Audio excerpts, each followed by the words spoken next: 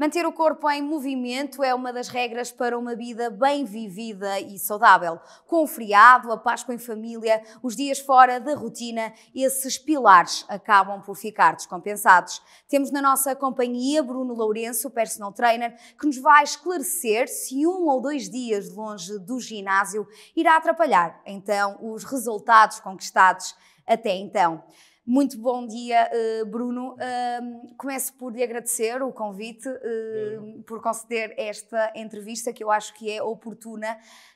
Bruno, nestes dias de excessos em que as pessoas acabam por estar mais em família, a alimentação altera também, sente que é importante ou denota durante a semana que antecede esses dias uma maior afluência, por exemplo, ao ginásio? Existe sempre uma maior influência, porque aquele já a prever a tal descuido que normalmente acontece em termos de excessos, ao nível da Páscoa, seja de Natal, mesmo de pré-férias, o que for. Mas, efetivamente, nota-se já uma pequena afluência, uma maior intensidade nas aulas mais cardiorrespiratórias, de forma que as próprias pessoas sentem o cuidado, a necessidade de prever aquilo que já vão ingerir em termos de despende calórico, vai ser um pouquinho maior, costuma ser sempre assim.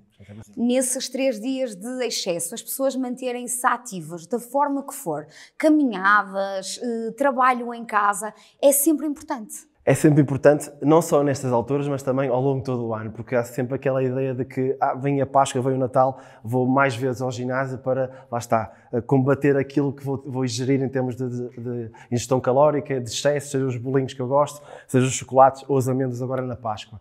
Mas, acima de tudo, é fundamental ter a ideia de que passa por ser um contínuo em termos de exercício físico, não só nestas épocas, mas ao longo de todo o ano. Posso ter uma maior afluência nestas semanas, de vez de vir as 2 vezes, as clássicas 2 vezes, e 3 ou 4 vezes, mas sobretudo mantermos ativas ao longo desse período do ano e não só especificamente nestas alturas específicas do ano.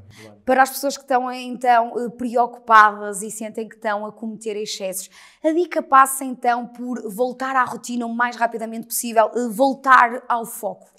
Acima de tudo, passa de voltar a manter o foco, acima de tudo, e depois, se é possível, renovar esse foco com o tipo de objetivos, com alguma intensidade. Se caminho só, nesta semana vou fazer 2 dias de corrida, por exemplo. Se eu faço uma aula de indoor cycling, por exemplo, que é aquela aula que é mais, digamos, dispêndio energético um pouco mais acentuado, se pela semana faço uma vez, passar por 2, por exemplo. E, sobretudo, neste tipo de excesso, ser responsável no sentido de que, se eu gosto muito de bolo rei, como uma fatia, uma fatia e meia de bolo rei, e não 3 ou 4, acho que passa também por ser por aí, aquele registro alimentar acaba por ser também muito importante, muito importante. Ter a noção de que, efetivamente, não é só por ser esta época que eu posso, já que treino, já que faço exercício físico, posso comer tudo e mais alguma coisa. Não é bem assim, como a Ana também sabe. Bruno, naturalmente passam-lhe pelas mãos dezenas de pessoas e se calhar já constatou este facto. Antes destas épocas, elas pedem-lhe para mudar a intensidade, a frequência dos treinos. É correta essa postura? Não é bem assim, porque nós temos sempre um objetivo definido e lá está, não é por ser esta época de maior excesso que nós vamos intensificar aquilo que é.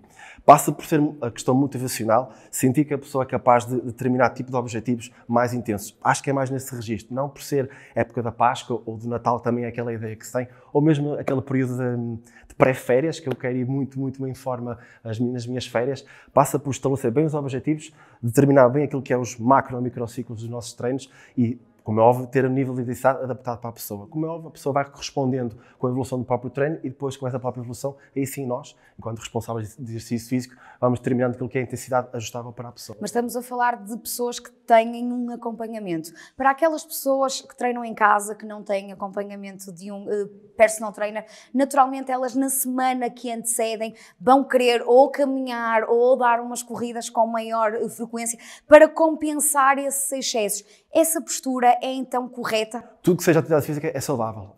E se querem combater esse excesso, a ingestão calórica e o excesso que vão ter nesta época, caminhadas. Sobretudo porque é aquilo que vai, algo que estão habituados, algo que podem fazer de forma muito mais regular, e se caminham 3 vezes por semana, junto a uma 4ª, uma 5ª vez, não faz mal nenhum. Durante estes dias, importante também salientar que é imprescindível beber água.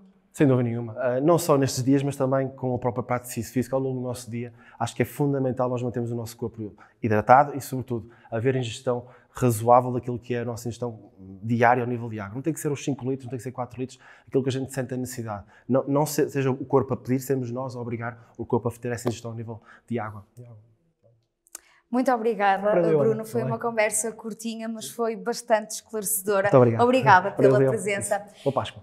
É preciso entendermos então que estes dias, se forem apenas a exceção, são então considerados razoáveis, mas voltar à rotina é sempre essencial.